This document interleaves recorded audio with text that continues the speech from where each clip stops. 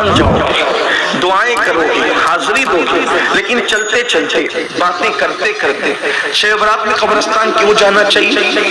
ابا کی قبر پہ چونا پوتنے کے لیے نہیں۔ ہمارے یہاں ایسا ہوتا ہے کہ لوگ قبروں پہ چونا پوتتے ہیں، کلر پوتتے ہیں، آپ کیا کیا ہوتا مجھے نہیں پتا، لیکن بہرحال ہندوستان میں کم و بیش کہیں کم کہیں زیادہ کلچر یکساں ہے۔ اب آپ یہ کام تو مفتیان کرام سے پوچھیں گے کہ قبروں پہ کلر پوتنا چونا پوتنا کیا ہے؟ میں مفتی نہیں ہوں، اس لیے میں اپنی اوقات میں رہ کے بات کروں گا، نہ میں مفتی نہ کوئی خطیب نہ ادیب، غوث پاک کی چوکھٹ کا ایک بے ہنر فقیر ہوں، صرف اصلاح کے لیے آ گیا ہوں، کچھ باتیں آپ کی اصلاح کی کر لوں، کچھ باتیں اپنی اصلاح کی کر لوں، بس اسی میں بات ہو، کوئی بات نہیں۔ تو عرض یہ کر رہا تھا میں کہ آپ مفتیان کرام سے پوچھیں قبروں پہ چونا ڈالنا چاہیے کہ نہیں ڈالنا چاہیے، کلر ڈالنا چاہیے کہ نہیں ڈالنا چاہیے، بلکہ میں تو سوچتا ہوں یا اللہ ہم نے قبروں کو تاج محل کا رنگ اور روغن دینے کی کوشش کی، حالانکہ قبروں کے پاس بیٹھ کر سوچا کرو کبھی کہ یہ بھی میرے طرح زمین پہ دندناتا پھرتا تھا، آج یہ بے بس پڑا ہوا، ہڈیاں بھی کھل جاتی ہیں، ہڈیاں بھی کھل جاتی ہیں۔ اگر جسم پہ کیڑے رہیں گے تو کیسا لگتا ہے؟ قبر میں جب کیڑے کھائیں تو کیسا لگے؟ بچانے والا کون ہے؟ ایمان کے بعد صرف اعمال ہے جو قبر میں بچا رہے ہیں، اعمال ہے، آمنہ کا لال ہے جو قبر میں بچا رہے ہیں۔ قبر ہے بہت بھیانک، ترمذی شریف کی حدیث ہے، حدیث ترمذی شریف کی، اللہ کے رسول علیہ السلام فرماتے ہیں ایک ایک قبر میں 70 اژدہے ہیں، ایک ایک قبر میں 70 ترمذی شریف کی حدیث ہے، آپ ترمذی کی طرف رجوع کریں۔ کچھ لوگ یہ سوچتے ہیں یہ سب کہانی قصے کہاں سے لاتے ہیں لوگ، کہانی قصہ نہیں ہے، حقائق ہے۔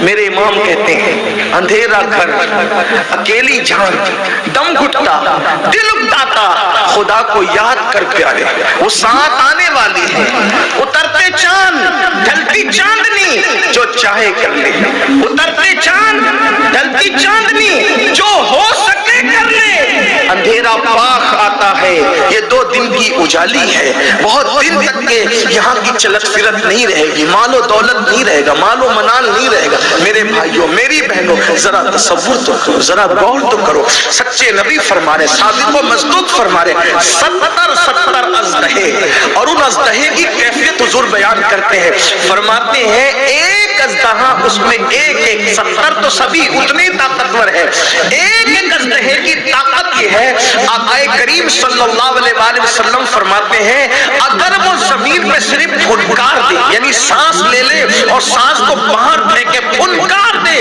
آقا فرماتے ہیں ایک اژدہے کی قوت اتنی ہے کہ اگر وہ پھنکار دے تو قیامت تک اس کی پھنکاری ہوئی زمین پر دانا پیدا نہ ہو سکے، اناج نہ اگ سکے، یعنی جس کی پھنکار زمین کو بنجر کر دے۔ لوگ ہیروشیما ناگاساکی کی بات کرتے ہیں، جدید ٹیکنالوجی کے دور نے اس زمین پر پھر بستی بسا دی، لیکن سچے نبی فرما رہے ہیں ایک اژدہے کی جو قبر کے اندر موجود ہے، جس کو تمہاری آنکھیں دیکھ نہیں سکتی، اللہ والو اپنے آپ پر رحم کر لو، اللہ والو اپنے کمزور جسم پہ رحم کر لو، اللہ والو اپنے ناتما جسم پہ رحم کر لو۔ میری بہنوں سے بھی کہتا ہوں تھوڑا اپنے آپ کے لیے ٹھہر کر کے سوچو، صرف کھانا پینا سونا کمانا اسی کا نام زندگی نہیں ہے، بلکہ ذرا غور کرو، سچے نبی نے فرمایا ایک ایک قبر میں 70 اژدہے ہیں، اور ان کی پھنکار اگر زمین پر آ جائے تو قیامت تک اناج پیدا نہ ہو، جو اتنے خطرناک ہے۔ جب وہ ہڈیوں کو ڈسیں گے، جب وہ چمڑیوں کو کھائیں گے تو اس وقت تو کیفیت کیا ہوگی؟ جلدی جلدی 2-3 باتیں صرف آپ کے دروازے دل پر منتقل کرنا چاہتا ہوں۔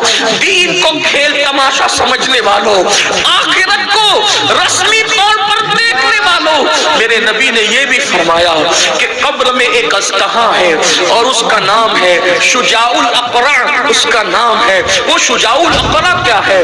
آقا فرماتے ہیں اس کے ناخن ایک دن کی مسافت اتنے لمبے ناخن ہے اس کے، یعنی دن بھر میں جتنا گھوڑا دوڑا سکتے ہو اتنے لمبے شجاع الاقرع کے ناخن ہیں۔ وہ گنجا سانپ ہے، اس کی آنکھ سے آگ نکلتی ہے، جب وہ ایک مرتبہ کسی کو ڈس لے تو 70 گز انسان زمین میں دھستا ہے. وہ شجاع الاقرا قبر میں آتا ہے اور کہتا ہے مردے سے میں تجھے ڈسوں گا اور قیامت تک ڈسوں گا. ایک بار نہیں، قیامت. آقا فرما رہے. فقیہ ابو اللہ سمرقندی نے اس حدیث کو لکھا، ابن حجر نے اس حدیث کو لکھا، ابن الجوزی نے اس حدیث کو لکھا. یعنی یہ حدیث مصلحین نے، ناصحین نے کثرت کے ساتھ لکھا ہے. کیا وہ کہتے ہیں میں تجھے قیامت تک ڈسوں گا. کیوں ڈسوں گا؟ فجر نہیں پڑا تھا، ظہر تک ڈسوں گا. ظہر نہیں پڑا تھا، عصر تک ڈسوں گا. عصر نہیں پڑا تھا، مغرب تک ڈسوں گا. مغرب نہیں پڑا تھا، عشاء تک ڈسوں گا. عشاء نہیں پڑا تھا، فجر تک ڈسوں گا.